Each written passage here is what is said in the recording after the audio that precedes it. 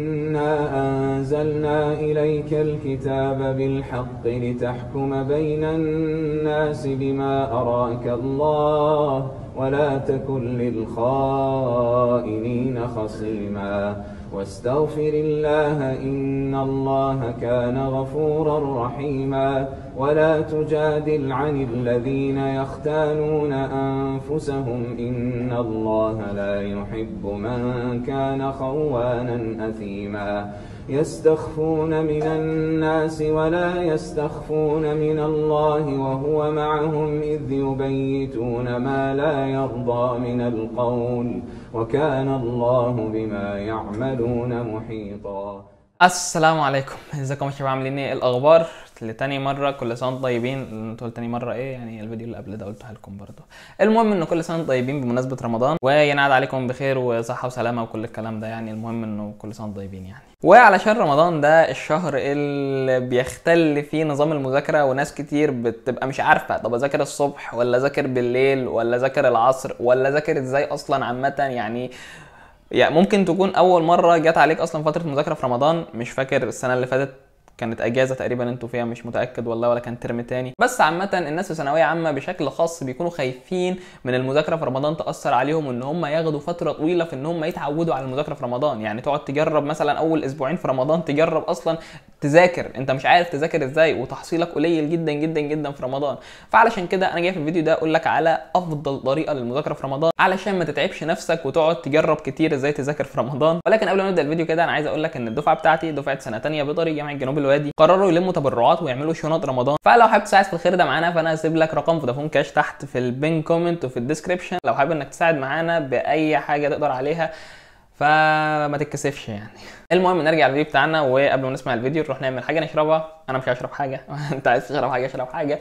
وانزل اعمل كومنت شير سبسكرايب لايك، اي حاجه من الحاجات دي، كل ده بيساعد في انتشار القناه. ولكن لو مش عايز تعمل حاجه انا مسامحك ما تعملش اي حاجه. والمهم انه يلا بينا نبدا الفيديو. طيب في البدايه كده انا عايز اقول لك ان شهر رمضان ما يختلفش عن اي يوم من الايام العاديه في ثانويه عامه. ده الخلاصه بتاعت الفيديو ده، بقولها لك في الاول كده، ما يختلفش عن اي يوم في الايام العاديه في ثانويه عامه. يعني حوار الصيام مش هيأثر عليك، او ده على الاقل بالنسبه لي انا، ولكن ده اللي انا سالت عليه ولقيت ان الناس كتير زيي عادي جدا. فانا قررت ان انا اقول لك ان دي تجربه كذا طالب من الطلبه الشطار برضو الدحيحه، يعني اللي هم حاليا في كليات طبيه برضو، مش الطلبه اللي مذاكرتها نص نص. يعني يومنا كان عادي جدا، ان احنا بنصحى الصبح بنبدا مذاكره الصبح مفيش اي مشاكل.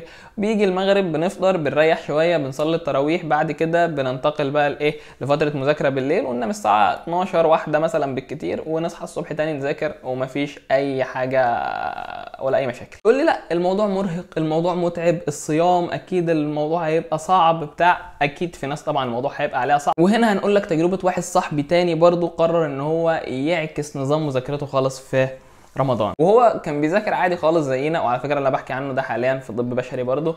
المهم ان هو كان بيذاكر زينا عادي جدا، بيصحى الساعه 7 الصبح او 6 الصبح ويبدا مذاكره عادي خالص، وينام الساعه 12 بالليل زينا عادي خالص. ولكن في رمضان هو قرر من قبل رمضان كده ان هو خلاص هو هيبدا مذاكرته بجد من الساعه 10 بالليل او الساعه 9 بالليل، اللي هو بعد التراويح ما تخلص يعني، ويستمر في المذاكره دي لحد مثلا ما يكمل لحد ما يكمل الساعه 9 الصبح مثلا او كذا. ودرب نفسه على الموضوع ده من قبل ما رمضان يخش اصلا، علشان ما يخسرش اي وقت في رمضان. فلو انت ناوي تعمل كده وبتعرف تذاكر بالليل فعلا، عايزك تدرب نفسك على الموضوع ده من قبل ما تخش رمضان اصلا. تسالني طيب انا من وجهه نظري ايه الافضل؟ هل ان انت تذاكر بالليل فعلا في رمضان وتعكس نظام مذاكرتك، ولا ان انت تبقى بتذاكر الصبح عادي خالص فتره الصيام؟ والله في الحاله دي انا هرد عليك واقول لك ان انا اللي انا متعود عليه من اول السنه كملت بيه وما فكرتش اغيره اصلا.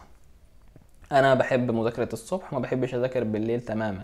فانا ما بقتش بغير اي حاجه، وما قررتش ان انا اغير نظام مذاكرتي في رمضان، وبقيت اذاكر الصبح عادي جدا، وما كانش فيه اي تاثير ولا اي تغيير ولا اي حاجه. بالعكس انا ما كنتش بحس ان انا جعان ولا كنت بحس ان انا عطشان، لان انا بكون اليوم اللي قبلها واكل كويس يعني، فاهم؟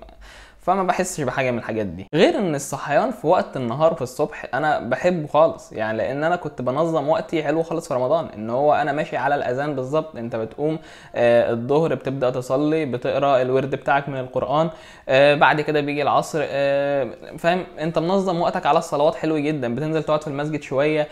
فجو رمضان نفسه الاجواء بتاعت الصبح دي اجواء حلوه. انا عارف ان اغلبكم اصلا بينام فتره الصبح، وانا كنت كده برضو بنام فتره الصبح في رمضان اعتقادا مني ان الجوع والعطش هيسيطروا عليا بقى ويخلوني مش مركز، ولكن لا والله بالعكس، فتره الصبح دي فتره جميله جدا في رمضان. بالعكس انت يومك بيبقى متقسم حلو خالص. حتى على الاقل في فتره الصبح في رمضان انت ما بتقومش تعمل اكل مثلا، فحته تعميل الاكل دي بياخد وقت. مفيش فرصه انك تقوم تعمل كوبايه شاي مثلا، ليه؟ لان اصلا انت ما ينفعش تشرب شاي. الحاجات اللي انت بتهرب بيها من المذاكره ما بتكونش موجوده، فانت بتبقى مكفي على الكتاب غصب عنك قاعد.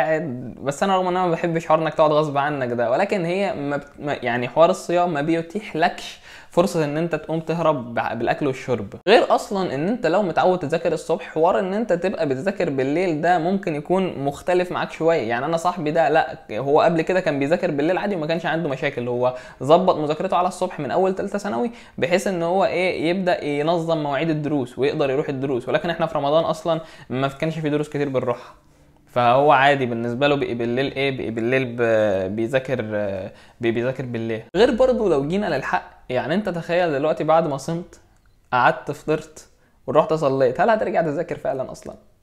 انت رد عليا، هل هترجع تذاكر بعد ده؟ لا، هتقعد تريح، مش هتعمل ولا اي حاجه، ولا هتذاكر ولا هتنيل على عينك اي حاجه. غير برضه ان انا عايز اكلمك في نقطه تانية، وهي نقطه المسلسلات والحاجات اللي بتبقى بتلهيك جامد دي. احنا طبعا عارفين ان شهر رمضان شهر المسلسلات اللي بينزل فيه كل الحاجات الحلوه اللي احنا بنحب نتفرج عليها دي، ولكن انت كطالب في ثانويه عامه الحاجات دي ما تنفعش معاك.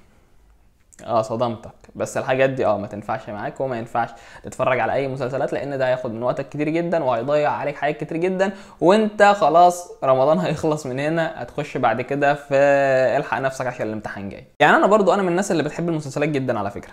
طب انا كنت بعمل ايه بقى في شهر رمضان؟ بس عامه ما بحبش اتفرج على مسلسلات في رمضان، يعني لان انا بكره حته ان انا استنى الحلقه بتاعت بكره، فما انا بحب امسك المسلسل اخلصه في يومين. فالمهم ان انا كنت بعمل ايه في الفتره دي، كان بينزل شويه فيديو مثلا تلخيص لحلقه النهارده 5 دقائق، بتفرج على اي مسلسل قدامي، ما كانش شغل دماغي حاجه معينه، يعني كنت بتفرج على اي فيديو من الفيديوهات 5 دقائق ديت ما بين مثلا المذاكره كده، اريح شويه اتفرج على فيديو منهم. كان بينزل على اليوتيوب مثلا من شاهد تقريبا او من حاجه زي كده، فهي كانت بتعمل ملخصات صغيره كده للحلقه اتفرج عليها بس كده خلاص. لكن المسلسلات لا، ابعد عنها، ابعد عن المسلسلات تماما. غير ان على فكره اصلا سمعت يعني او مش متاكد، انا مش متاكد، ولكن تقريبا دي حاجه اكيد ان المسلسلات حرام. فانا مش متاكد، ما اعرفش. فهي عشان نبعد عن الشبهات في شهر رمضان، نبعد عن الحاجات دي اهو. ثانويه عامه كمان بعدتك عن المسلسلات، ودي حاجه حلوه. يلا هي لو حرام فاحنا بعدنا عنيها، ابعد عن اي حاجه مشتبه فيها. فالملخص اللي عايز اقول لك يعني ان كمل مذاكرتك الصبح عادي جدا، مذاكره الصبح مذاكره احلى بكتير جدا من بالليل، وبلاش انك تذاكر بالليل لان انت غالبا مش هتذاكر بالليل اصلا ولا حاجه، بعد ما تفطر وتصلي التراويح مش هتعمل اي حاجه. بس ده كل حاجه في الفيديو بتاع النهارده. سلام.